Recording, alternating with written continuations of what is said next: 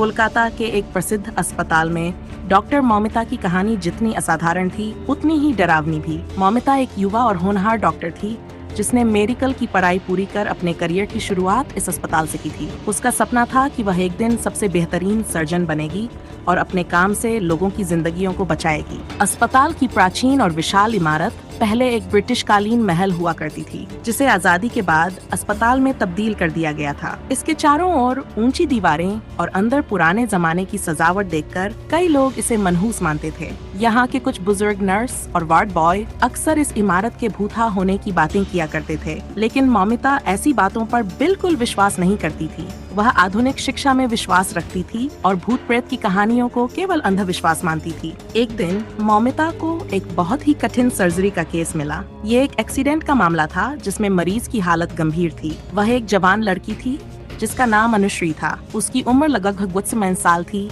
और वह एक भयानक सड़क दुर्घटना का शिकार हुई थी। मौमिता ने अपने सीनियर डॉक्टर के साथ मिलकर ऑपरेशन करने का फैसला किया। ऑपरेशन थिएटर में सब कुछ सामान्य था, लेकिन जब सर्जरी शुरू हुई तभी अजीब घटनाएं घटने लगीं। सबसे पहले ऑपरेशन टेबल की लाइट अचानक बंद हो गई।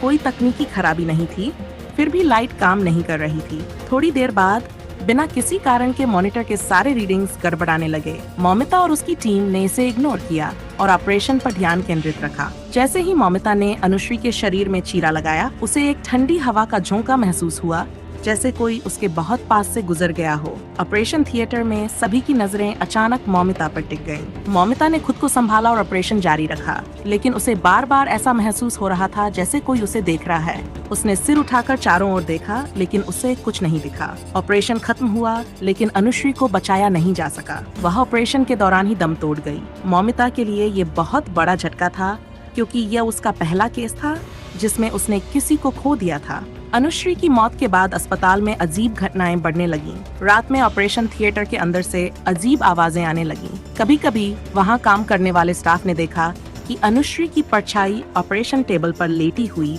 दिखती थी। नर्सें दावा करती थीं कि उन्होंने अनुश्री को रात में गलियारों में घूमते हुए देखा है, और वार्ड बॉयज का कहना था कि उन्होंने उसके हंसने की आवाजें सुनी हैं। मौमिता ने इन सभी घटनाओं को महज एक संयोग मानकर नजरअंदाज करने की कोशिश की, लेकिन जल्द ही वह खुद भी इन अजीबोगरीब घटनाओं का शिकार हो गई। एक रात की बात है, मौमिता देर रात तक अस्पताल में काम कर रही थी। उसे कुछ पेपर वर्क निपटाना था, इसलिए वह अपने ऑफिस में बैठी हुई थी। अचानक उसे दरवाजे के बाहर किसी के चलने की आवाज सुनाई दी। जब उसने दरवाजा खोला तो गलियारा खाली था। उसने सोचा शायद कोई स्टाफ होगा और वह वापस अपने काम में लग गई। थोड़ी देर बाद फिर से दरवाजे के पास कुछ हलचल हुई।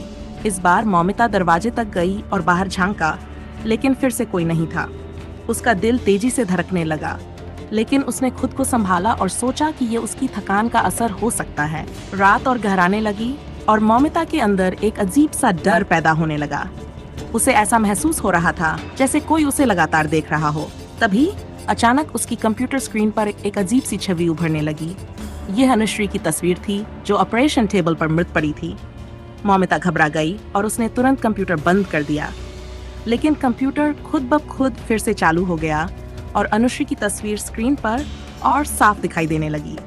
मौमिता को लगा कि शायद वह तनाव में है और उसे कुछ आराम की जरूरत है। वह अपने ऑफिस से बाहर निकली और अस्पताल के गलियारे में टहलने लगी। जैसे ही वह ऑपरेशन थिएटर के पास से गुजरी, उसे अंदर से किसी के रोने की आवाज सुनाई दी। उसने दरवाजा खोला तो अंदर कुछ भी नहीं था, लेकिन ऑपरेशन टेबल पर खून के धब्बे थे जो किसी ताजे घाव की तरह लग रहे थे। अब मौमिता को यकीन होने लगा था कि कुछ तो बहुत गलत हो रहा है। उसने अपने सीनियर डॉक्टर से इस बारे में बात की, लेकिन उन्होंने इसे उसकी मानसिक थकान का परिणाम बताया। हालांकि मौमिता के अंदर का डर बढ़ता जा रहा था। कुछ दिन बाद अस्पताल में एक और मरीज लाया गया जिसकी हालत बिल्कुल अनुश्री जैसी थी। वह भी एक सड़क दुर्घटना का शिकार हुआ था।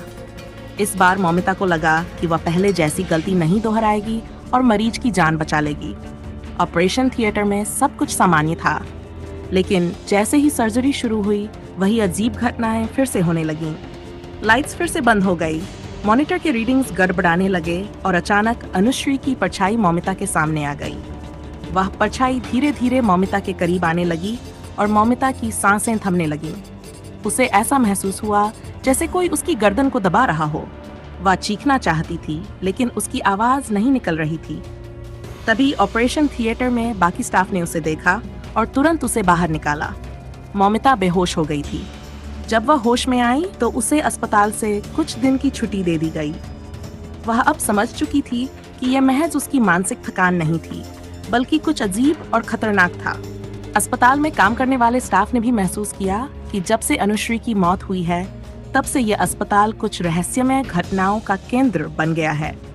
लोगों ने कहना शुरू कर दिया कि अनुश्री की आत्मा अब भी उस अस्पताल में भटक रही है और वह मौमिता से बदला लेना चाहती है, क्योंकि उसकी मौत मौमिता के ऑपरेशन के दौरान हुई थी।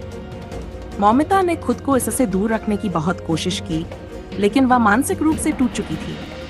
उसने अंततः अस्पताल छोड़ने का फैसला किया, लेकिन जाने से पहले उसने आखिरी बार ऑपरेशन थिएटर में जाकर अनुश्री की आत्मा से माफी मांगने की कोशिश की। उस रात जब मौमिता ऑपरेशन थिएटर के अंदर गई तो उसे अनुश्री की परछाई फिर से दिखाई दी। परछाई ने धीरे धीरे उसका पीछा किया और जैसे ही मौमिता ने माफी मांगी, ऑपरेशन थिएटर की सारी लाइट्स बंद हो गई। मौमिता की चीखों से पूरा अस्पताल गूंज उठा, लेकिन जब लोग वहां पहुंचे तो मौमिता वहां नहीं थी। कहते हैं कि उसके बाद कभी किसी ने मौमिता को नहीं देखा। कुछ लोगों का मानना है कि अनुश्री की आत्मा ने उसे अपने साथ ले लिया, जबकि कुछ कहते हैं कि मौमिता ने खुद को इस डरावने सच से छुटकारा दिलाने के लिए कहीं छिपा लिया। अस्पताल की इस रहस्यमय कहानी ने लोगों को डरा दिया। अब वहां काम करने वाला हर कोई इस बात पर यकीन करता था कि उस ऑपरेशन थिएटर में कुछ ऐसा है जो किसी भी इंसान के समझ से बाहर है।